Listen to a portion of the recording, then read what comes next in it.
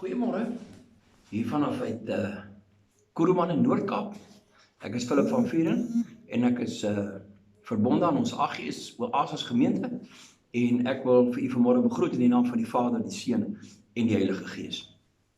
Ek wil graag met u deel, geliefdes, is baie duidelik dat ek kan agterkom dat die wêreld en selfs baie gelowiges is paniekbevange. En ek moet toegee dat soms wanneer ek dinge hoor en ek na dit luister en kyk, dan is daar iets van 'n beklemming wat hier om 'n mens wil kom kuier. Want dit is mos maar die plan van die vyand is mos om vrees te saai. Maar dis nie nou tyd om vrees te saai nie, is nou tyd om geloof te saai.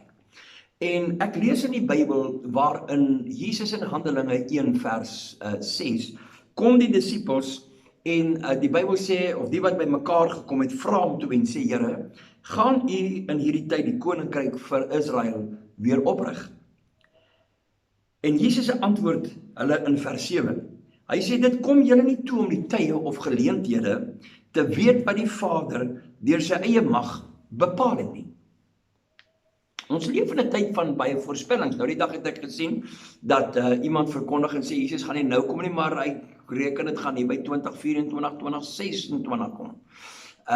Mense wil voorspellings maak en mense wil dinge koppel weer aan hulle eie datums en tye gesien in die lig van wat hier gaan gebeur. Daar's tekens, daar is tog rookies wat opgaan wat vir ons wys dat ons beweeg in 'n tyd in waarin ons baie waaksaam sal moet wees. En ek wil my nou nie verstout om te sê wie is reg en wie is verkeerd nie, ek wil by die woord bly. Maar ek wil vir u sê dat ons moet ons nie daaraan skuldig maak of paniekerig raak of bang word oor rondom hierdie gedagte en oor die koms van die Here nie. Ek glo in sy koms, ek glo hy gaan kom, ek glo dat hy dit wat Theo, dit naamlik sy kerk, sy bruid gaan wegneem en so meer, ek glo in die koms van die anti-kris en ek glo in die merk van die dier en hoe dit gaan werk en hoe hulle dit gaan implementeer, weet ek nie. Ek wil nie my daaroor uitlaat of ek my kennis daaroor is net te min. Maar wat ek vir u vanmôre graag wil vra, ek wil u versoek en ek glo dit is 'n woord wat die Here graag vir u as gemeente en gelowiges en u wat ook nog nie heeltemal regtig die Here aangeneem het nie, dat dit vir u is vanoggend. Want net in die volgende vers kom hy dat waarin hy vir hulle sê dit moenie julle daaroor bekommer nie, dit kom julle nie toe wat die Vader in sy mag bepaal het nie.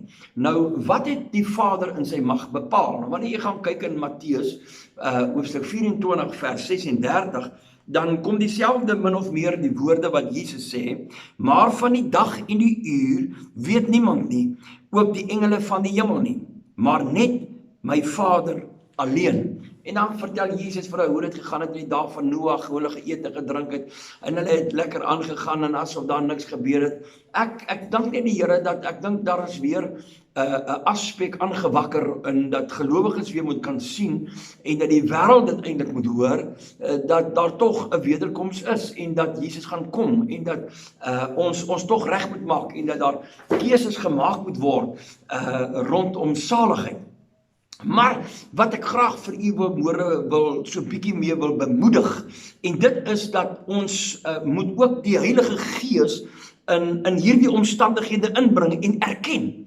En dis duidelik dat ek glo dat die kerk en ek wil my amper verstout om te sê baie Pinksterkerke wat geglo het in die doping in die Heilige Gees, die werking van die Heilige Gees, die gawes van die Gees, dat hulle dit verwaarloos het en dat ons kompromie aangegaan het en dat die evangelie baie sagter op die oor begin val het en dat ons begin predik het en dinge vir mense makliker gemaak het en sagter gemaak het. Maar geliefdes, die Heilige Gees is uitgestuur vir ons vir 'n doel. En Jesus kom net in die volgende vers, nadat hulle belang gestel het in die koninkryk, in die oprigting daarvan of wat, maar Jesus sê dat julle sal krag ontvang wanneer die Heilige Gees oor julle kom en julle sal my getuies wees. En dan sê in Jerusalem, in Judea, Samaria en tot aan die uiterste van die aarde, vir alle mense, ook julle wat daar ver is. Handelinge 2 En 39 het Petrus vir hulle gesê, en bekeer julle. Hy sê, en julle sal die gawe van die Heilige Gees ontvang, en hierdie belofte kom julle toe, en hierdie belofte kom julle toe aan julle en julle kinders, en almal wat daar ver is, ver in die toekoms. Ek dink as daar ooit 'n eeu is, wat die Heilige Gees nodig het, die 21ste eeu, met nou 'n ervaring en 'n vars doping, herlewing van die Heilige Gees nodig. En dis hoekom Jesus sê, dat julle sal krag ontvang, wanneer die Heilige Gees oor julle kom. En daarom wil ek julle vanmôre bemoedig en net kom sê dat die Heilige Gees is vanmôre daardie Gees wat ons krag in hierdie tyd gee.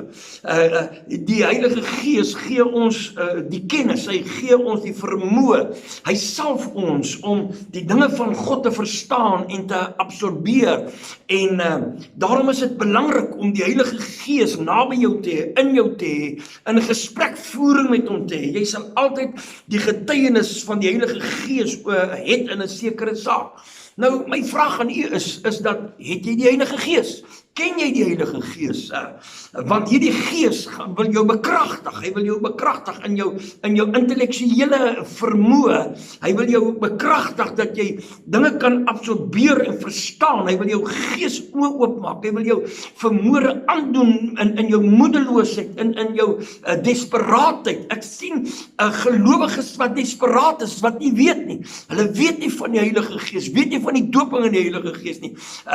En ek moet ook sê dat die wederkomsboodskap is 'n verwaarloosde boodskap, en mense het dit nie meer verkondig nie, want hulle glo ons gaan vir ewig op die aarde wees en op die aarde bly, wat nie so is nie. Maar die Heilige Gees is 'n belofte van God, die derde persoon in die Godheid, en dit is die Heilige Gees wat in jou huis wil intrek. Dit is die Heilige Gees wat jou wil vul, wat sy strome van lewende waters, Johannes 5:37, in jou binneste wil laat inkom, en wat strome van lewende waters wil laat uitvloei, dat ons boodskappers kan word van 'n goeie boodskap, 'n boodskappers kan word van die liefde van God, dat ons boodskappers kan wees van die almagtige God, en dat ons kan gaan vertel aan 'n wêreld daar buitekant, dat Jesus red, en dat hy genees, en dat hy nog steeds doop met sy Heilige Gees. En daarom, geliefdes, wil ek vir u sê dat ons kan nie hierdie tydperk beleef sonder die Heilige Gees nie. Ons het die Heilige Gees nodig, ons het sy krag nodig, sy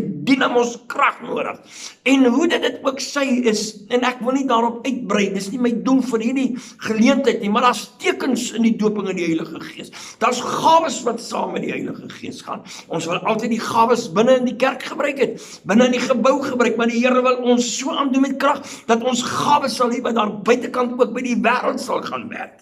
Inteendeel wil ek vanmôre vir u sê, ons is weg van ons aanbiddingsplekke, maar ons is nie weg van ons aanbidding nie. Die kerkgebou is net 'n gebou, maar ek en u is die bron van aanbidding, waar ons aanbidding uitvloei. So my aanbidding moenie stil word nie. Aanbidding vanmôre wil jy's nog steeds 'n instrument van aanbidding sonder 'n gebou, en daarom wil ek die Here aanbid vanmôre, om loof, om prys, om verheerlik vir sy groot genade.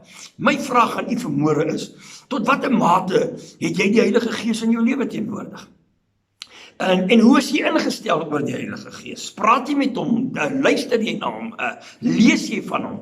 En ek wil u vanmôre bemoedig en vir u sê, geliefdes, die Here gaan ons nie alleen los nie.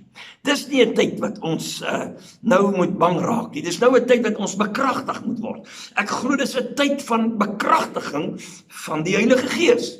En is dit waar ons ingaan bekragtig om te wees wat God wil hê ons moet wees. En wat wil hy ons moet wees? Ons moet getuies wees. Getuies wees van sy genade. Getuies wees van ons sy genesing. Getuies wees van sy wonders. Getuies wees van dit wat hy vir ons gedoen het. En ek wil u uitnooi vanmôre.